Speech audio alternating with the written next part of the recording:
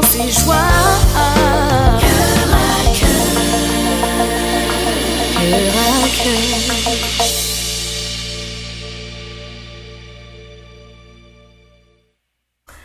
Bonjour et bienvenue sur le plateau de Cœur à Cœur. Alors, c'est encore un plaisir d'être avec vous aujourd'hui. Nous parlons d'un thème merveilleux aujourd'hui. Nous parlons de compassion et j'ai vraiment l'honneur de recevoir une servante de Dieu avec laquelle nous allons partager sur ce thème de la compassion. Je reçois l'évangéliste Dada Bakombo. Bonjour évangéliste Dada. Bonjour pasteur Nathalie. Comment vas-tu? Ça va bien. Alors, c'est un réel plaisir de t'avoir aujourd'hui. Oui. Alors, nous parlons de compassion, la compassion. Déjà, pour rentrer dans le sujet, Oui. les gens font une différence, ne font pas de différence entre la compassion et la pitié. C'est quoi la compassion? C'est quoi la pitié? Ok. Alors, merci. Merci pour l'invitation sur ce plateau qui est charmant, qui est beau. D'abord, la compassion, pour partir, on va dire c'est une valeur qui est universelle. La compassion n'est pas seulement attitrée à une personne qui est chrétienne ou qui prie Dieu, mais c'est vraiment une valeur universelle, donc qui peut être vécue par plusieurs personnes. Et de son étymologie, ben, ça vient du latin compatio, qui veut dire « je souffre avec ». Avec. Donc la compassion, c'est souffrir avec quelqu'un qui passe des moments difficiles. Alors, c'est aussi un sentiment qui nous pousse à percevoir, à partager et à ressentir la souffrance de l'autre. Donc, la compassion va au-delà de juste voir et souffrir, mais on partage cette souffrance-là avec la personne qui est devant nous. Et c'est une prédisposition aussi à reconnaître et à partager la douleur d'autrui, de l'autre personne en face. Franchement, les gens ne sont pas vraiment capables de le faire. Hein. Être capable de partager, de souffrir avec, c'est une valeur, c'est un élément, c'est d'une haute portée, ça. Ah oui, c'est d'une haute portée, c'est sûrement. On voit même que pousser plus loin, la compassion peut même être un sentiment spontané qui est partagé, qui peut même à la limite pousser même à une sorte de révolte, hein? C'est-à-dire quand on vit face à l'injustice, à des situations discriminatoires, donc on peut par compassion vivre vraiment, partager la souffrance avec des gens qui vivent des situations difficiles, dire ben non, c'est pas possible, dénoncer des choses, donc les soutenir, partager cette souffrance-là avec eux. Oui, oui. Donc la compassion, c'est une arme puissante qui peut amener le changement, parce que quand on est capable d'avoir de la compassion, cette compassion pousse à l'action, contrairement à la pitié. Oui, en fait, la compassion va nécessairement vous pousser à l'action parce que vous n'allez pas rester spectateur d'un problème. Ou indifférent. Tandis que la pitié, c'est vraiment un sentiment de sympathie qui est relié à la souffrance, mais cette souffrance-là, on ne la partage pas. La souffrance, elle reste celle de l'autre. On peut faire des actions par pitié et tout ça, mais on ne partage pas. La compassion, c'est vraiment un autre niveau de partage de souffrance d'une personne. Tandis que vraiment la pitié, comme je dis, c'est oui, je reconnais qu'il y a un problème, mais le problème reste son problème. Par contre, moi, je peux l'aider avec peut-être un 10 $ ou un 20 $. Mais pas plus que ça. Pas plus que ça, pas plus que de ressentir même, ça va même au-delà de ça, donc de ressentir même la douleur de l'autre. Et justement, ressentir la douleur de l'autre, ça nous amène directement dans la parole de Dieu avec ce que Christ a fait. Il a tellement ressenti notre condition misérable qu'il est venu prendre notre place, souffrant avec nous. Il a pris sur lui donc nos fardeaux, tout ce qui nous amenait à être des enfants condamnés. Il a pris cette charge-là sur lui. C'est ça la différence avec la pitié. Être capable de souffrir avec. Mais maintenant qu'on parle de compassion, tout à l'heure tu disais que ce n'est pas une valeur qui est forcément chrétienne. C'est une valeur que le commun de mortels devrait avoir. Alors, envers qui est-ce qu'on pourrait aujourd'hui dire qu'on pourrait avoir de la compassion? Qui sont les personnes qui devraient recevoir notre compassion? Ben, les personnes, justement, pasteur Nathalie, vous venez de soulever un point très important. Vous avez parlé de la Bible, la parole de Dieu. Et si nous prenons seulement l'exemple du Seigneur, de notre Seigneur Jésus, nous voyons que À plusieurs reprises, la Bible nous dit, ému de compassion, Jésus a fait telle chose. Ému de compassion, il a fait telle chose. Et nous, si nous nous disons disciples du Seigneur, nous devons justement ressembler à notre Maître. Donc, effectivement, aller dans la compassion dans ce sens-là, aider les gens concrètement, les gens qui vivent des problèmes, ça peut être des problèmes de santé, ça peut être des problèmes sociaux, ça peut être des guerres, ça peut être n'importe quel problème. Et quand on va au niveau de la compassion, hein, donc de souffrir avec, on ne cherche pas nécessairement à savoir d'où vient le problème. Le Seigneur nous montre un exemple clair dans l'histoire de l'aveugle-né. Oui. Hein, l'aveugle-né. Oui, j'aime bien cette histoire-là. Moi oui. aussi. En fait, l'aveugle-né, il est né aveugle. Et on voit que les gens autour de Jésus, les disciples, lui posent la question. Ils disent, mais Seigneur, mais pourquoi est-il ainsi? Est-ce qu'il a péché? Est-ce que ses parents ont péché? Est-ce que lui-même a péché? Et tout. C'est un enfant. Il est né aveugle. Mais j'aime la réponse du Seigneur. Parce que le Seigneur, dans sa réponse, il dit, le problème n'est pas dans d'où vient le problème ou comment le problème est arrivé. Mais c'est tout simplement que la gloire de Dieu doit éclater dans la vie de ce jeune. Alors, vous voyez que la compassion va vraiment vers souffrir avec la personne, apporter une solution, soutenir la personne, partager la souffrance avec la personne à la lumière de notre Seigneur Jésus. Et ce que tu dis est tellement important, ce verset est tellement parlant parce que face à une personne qui souffre, on n'a pas besoin de l'écraser davantage. Absolument. Alors c'est que les hommes, la nature humaine, elle cherche à trouver une cause. Et cette cause, très souvent, c'est une cause qui amène à la condamnation. A-t-il péché? Ses parents ont-ils péché? Donc, toujours pour écraser au lieu de relever. Et on voit justement la différence avec le Seigneur Jésus. Alors, dans ta vie, est-ce que tu as des anecdotes? Est-ce que tu as déjà souffert de oui, c'est ce sûr. genre? C'est sûr qu'on est tous passés par des périodes de grande crise. Moi, je suis passée par des périodes de crise extrêmes dans ma vie où j'ai vécu autant de gens qui ont manqué de compassion que des gens qui ont eu de la compassion envers moi. Mais à travers ça, on s'accroche toujours. Hein. On s'accroche, on dit il faut passer. Puis, il faut continuer. Il faut continuer, effectivement. Et face à ces personnes donc de grande vulnérabilité, tout à l'heure tu parlais, ça pourrait être de la santé, ça pourrait être de l'orphelin, un enfant orphelin, ça pourrait être même des personnes qui connaissent des situations de maladie mentale, un divorce, peu importe, des situations de crise financière même. Hein.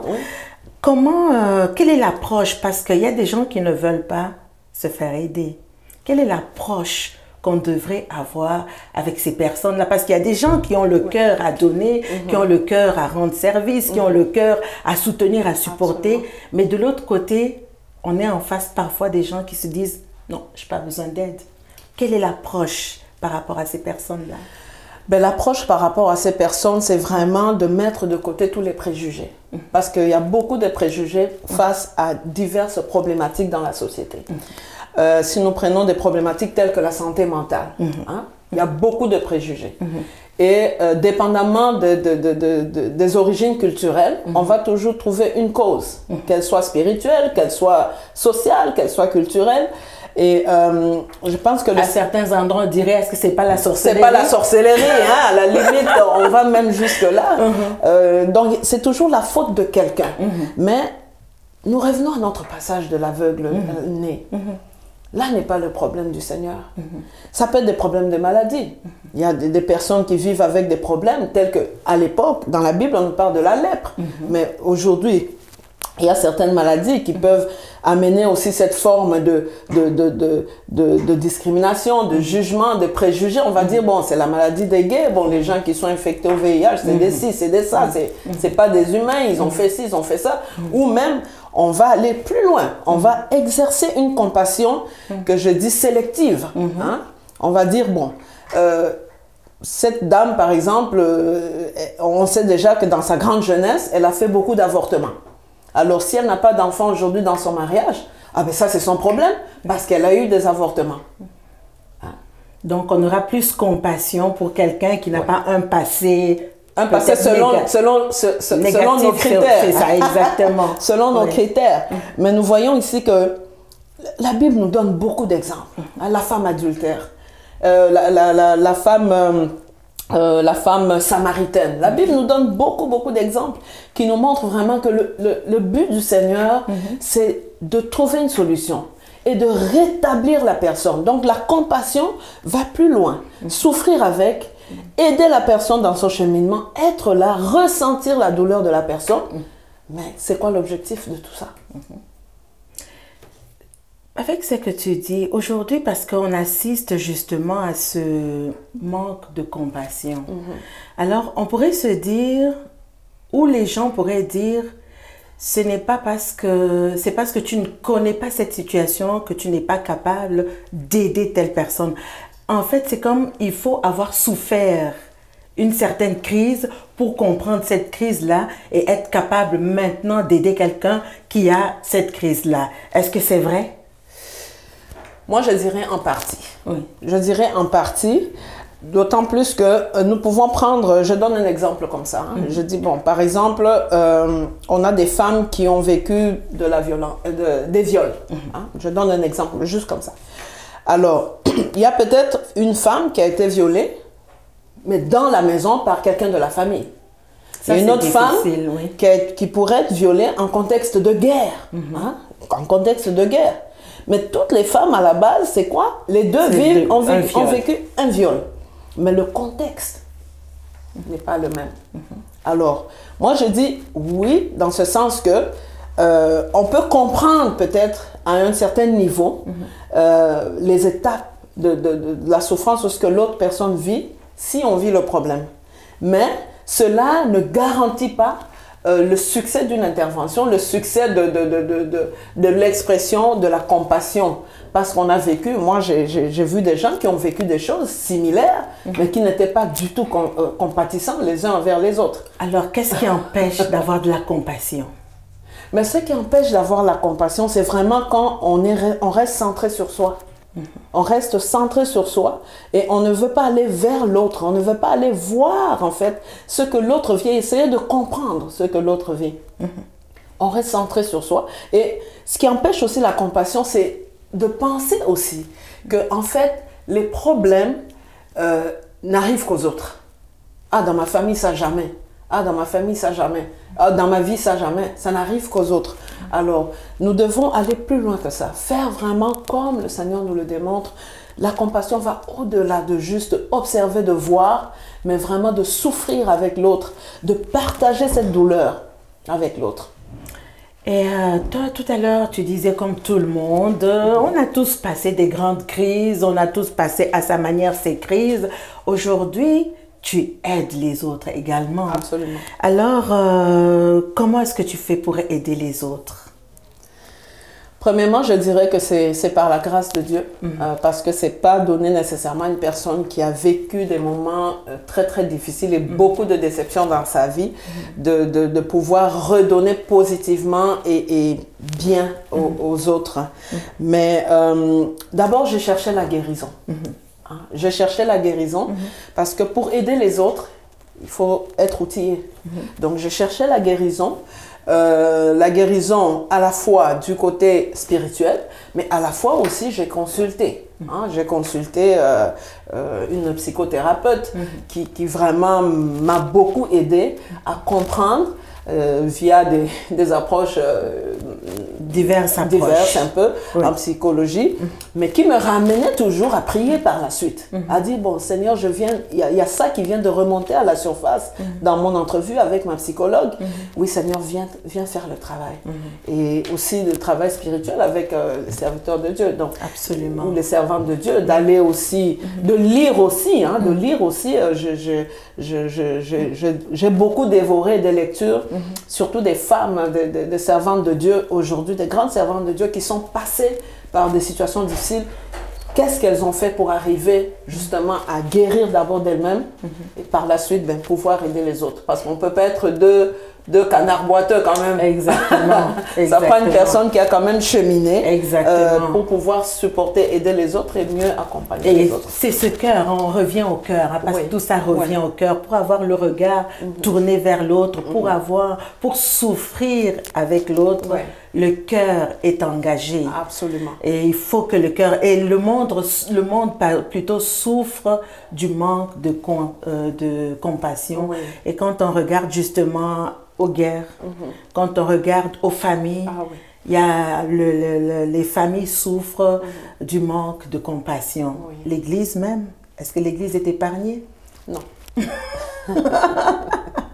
Voilà, personne n'est épargné, donc le Seigneur recherche les cœurs. Est-ce qu'il y a des exemples bibliques d'hommes, de femmes qui étaient vraiment remplis de compassion? On voit par exemple le bon Samaritain. Oui. Ça, c'est un bon exemple que j'aime bien, le bon Samaritain. Est-ce que tu peux nous en parler un petit peu? En fait, le bon Samaritain, c'est l'histoire d'une personne qui était, dont les brigands l'ont vraiment tabassé, malmené, et la personne était laissée presque mourante sur la route. On voit qu'il y a des gens qui passent, même des gens d'église qui passent, sans nécessairement chercher sans aucune compassion, ne fût-ce que s'arrêter et dire, ben, il y a un problème là, même pas. Et le bon Samaritain, il vient, non seulement il regarde, il s'arrête, il use de beaucoup de compassion et il aide la personne, il va jusqu'à payer même pour la guérison de cette personne. Dire, bon, gardez-le, faites tout. Il a payé le prix. Et je pense que la compassion va jusque-là. Aujourd'hui, il y a des gens qui pleurent. Oui. Des gens qui se retrouvent seuls, qui ne savent pas à qui parler. Parce que ça, c'est une autre problématique. On ne sait pas à qui parler. Parfois, la douleur, le problème, la souffrance est telle que parfois, on refuse de s'ouvrir, on refuse de s'exprimer, on refuse d'étaler parce qu'on a peur quelque part qu'en livrant mon problème à l'autre, finalement, est-ce de l'aide que je vais recevoir ou est-ce que je vais être, comme l'aveugle-né, doublement condamné? Aujourd'hui, pour ceux qui nous regardent, pour ceux qui souffrent dans leur maison, ne sachant pas à qui parler, qu'est-ce qu'ils peuvent faire concrètement aujourd'hui? Ben, ce que les personnes peuvent faire, pour ceux qui souffrent, d'abord, j'aimerais vous dire que le Seigneur vous aime. Et que le Seigneur, à la base, à la lumière de ce que nous venons de voir dans la Bible, ne vous condamne pas. Le Seigneur ne cherche pas à savoir le pourquoi, du comment, du quand. Tout ce que le Seigneur veut de vous, c'est une solution concrète. Mais ne restez pas dans l'isolement. Ne restez pas à souffrir seul. Trouvez des personnes de confiance, que ce soit à l'église, que ce soit même des thérapeutes, que ce soit trouver des personnes de confiance à qui vous pouvez vraiment parler. Vous savez, quand vous ouvrez votre cœur pour parler de ce que vous avez vécu, qui vous fait mal ou qui reste bloqué en vous, c'est très libérateur. C'est très libérateur. Et par la suite, ben, l'espoir est toujours là pour la guérison. Et le Seigneur, quand il commence une œuvre, il l'achève toujours. Alors, j'aimerais ça vous dire, ne restez pas seul à la maison, ne souffrez pas seul. Remettez vos fardeaux au Seigneur, mais confiez-vous à des femmes de Dieu, des hommes de Dieu, ou à des personnes capables de vous aider, des professionnels de la santé qui peuvent aussi vous aider dans votre cheminement. Il y a également cette catégorie de personnes qui sont là et qui se disent, malheureusement, on ne peut pas s'occuper de toutes les misères du monde. Il y a cette catégorie-là. Qu'est-ce qu'on peut leur donner comme message aujourd'hui?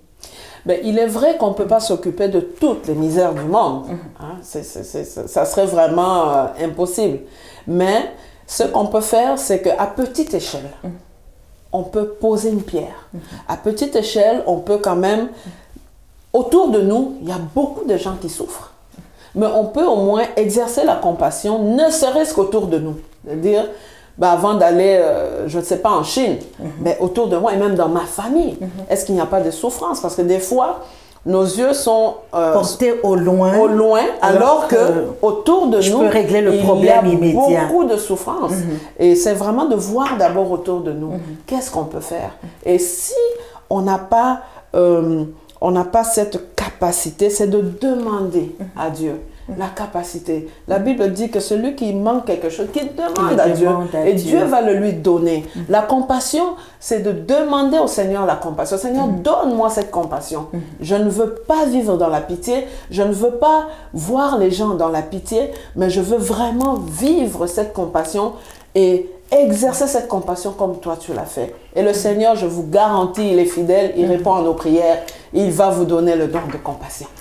Il va vous donner le don de compassion. Est-ce qu'on peut dire que c'est spirituel, la compassion alors? Elle est spirituelle. Elle est spirituelle. Elle est spirituelle. Donc, demande à Dieu et Dieu te donnera la compassion. Et on n'a pas beaucoup de temps pour débattre de tout ça, mais ça commence dans la famille déjà. Oui. Ça commence avec les enfants. Absolument. Ça commence avec le conjoint. Absolument. Parce qu'avant d'aller plus loin, on commence par ce que Dieu nous a donné. Oui. Alors, ma prière ou notre prière aujourd'hui serait que vraiment Dieu nous donne ce don de compassion, comme la servante de Dieu le disait, et que nous puissions à petite échelle, j'aime bien ça quand tu dis à petite échelle, donc petite, avec des petites mesures, mais on est capable de le faire. Oui. C'est d'ouvrir notre cœur, et puis Dieu fera le reste. Pour ceux qui nous écoutent, qui souffraient, la servante de Dieu tout à l'heure l'a dit, le premier pas serait de commencer à en parler, pas à n'importe qui. Non. Il faut choisir, il faut faire le choix. Une personne de confiance. Voilà, une personne de confiance. Et très souvent, on a souffert parce que on a pris la première personne qui passait. Malheureusement, on en a souffert. C'est ça, choisissez quelqu'un de confiance à qui vous pouvez parler ouvertement. Et puis surtout, n'oubliez pas, le premier à qui nous devons nous confier, c'est Dieu. Amen. Allez dans la prière, priez Dieu. Dieu est un Dieu de compassion et Dieu est capable de le faire. Servante de Dieu, merci beaucoup. Le temps était tellement court, le temps est épuisé. Oui. C'est un gros sujet. C'est un gros sujet. C'est un gros sujet, ça prendrait vraiment plusieurs séances pour vraiment parler de chaque tranche de compassion. Mais merci d'avoir été là. Et puis une prochaine fois, Dieu nous fera la grâce d'aller plus encore en profondeur. Alors, merci à tous nos auditeurs. Alors, pour nous écrire, n'oubliez pas notre courriel coeur-à-coeur7gmail.com. Visitez notre page Facebook, laissez-nous vos commentaires et si jamais vous avez un souci ou quoi que ce soit, vous pouvez nous écrire en toute confidentialité. Je vous répondrai, la servante de Dieu pourra également vous répondre, mais surtout ne restez pas isolés. Parlez-en, priez, ayez confiance en Dieu. C'est possible que Dieu nous sorte de toutes nos misères. Voilà, que le Seigneur vous bénisse et à très bientôt pour une prochaine émission. Soyez bénis.